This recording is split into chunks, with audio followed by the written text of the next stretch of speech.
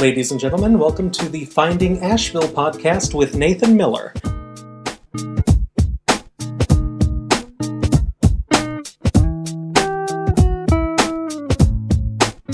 That's something that always amazes me is this community's ability to work together. When you think about traditional hardcore capitalism, it's all cutthroat. We want to smash the other restaurants, so to speak. That way we're, taking in the cash. What is it? Was it like that in San Francisco as well, or is it just something about the chef community in general? Well, I think the chef community has changed quite a bit, but in San Francisco, it was very different. It was the chef and restaurateurs and owners of restaurants, as well as cooks, for that matter. Because back when I was in San Francisco, I was simply a cook and nothing more. We're very close. We're very tight. There's a tight network, and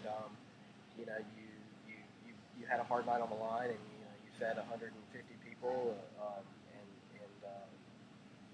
work 14 hours, and at the end of the night, you go to a bar and you sit down with other cooks and other chefs in town, and you guys talk about it, and you have all that in common, and you develop a brotherhood. There's definitely a brotherhood there, as there is in any career, really. Mm-hmm. But it's very present here, and it's a special thing. I talked to Andrea Rusing in Chapel Hill in the Lantern last December at a dinner that we attended there after the meat conference, and one of the things that she said was remarkable about Asheville was the tight network of chefs here. Yes, we are all, running a restaurant and sharing the same customer base and the same tourist base, but at the end of the day, there's nothing like the work that goes into this. Recently in the past 20 years, if not less, the chef has been glorified and glamored a bit, and that's good and bad to me. The good part of that is it's really good to notice that there's a lot of hard work that goes into this, and putting great food and selecting great food and supporting farmers and supporting certain philosophies in food and all that is not easy at all, and it's extremely detailed work, and it's extremely laborious work, and yes, that should be glamored a bit. Should it be taken to the extreme, to the level of rock star? I don't quite know. I think that's still a bit silly.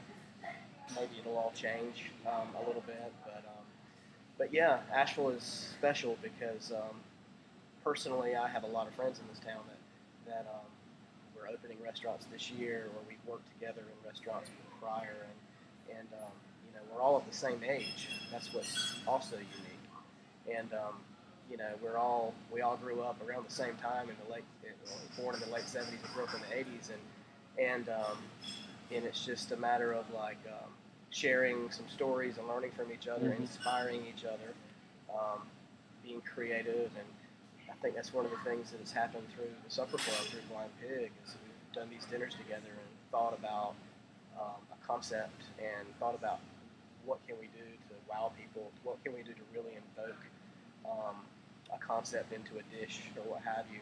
And it's just been inspiring creativity for so long, and it's just it's been fun, and we've all learned from each other, and in the end we've all become closer, so it's healthy competition. That's the way I look at it, and it's all a matter of how you look at it. It's all a matter of if you're humble enough to say, my favorite chef in town is Brian Canapella, by far. That's personally, when I have an opportunity to go out and take my wife out to dinner, I'm going to Cucina, and that's just the way it is. I love the guy's food. I love the way he thinks. I feel like he's a brother to me, and he's an extremely talented chef, and I've never had a bad meal there. Brian and I share the same customer base, but he's one of my favorite chefs in town, and it's just part of being humble, and it's part of being having a positive outlook in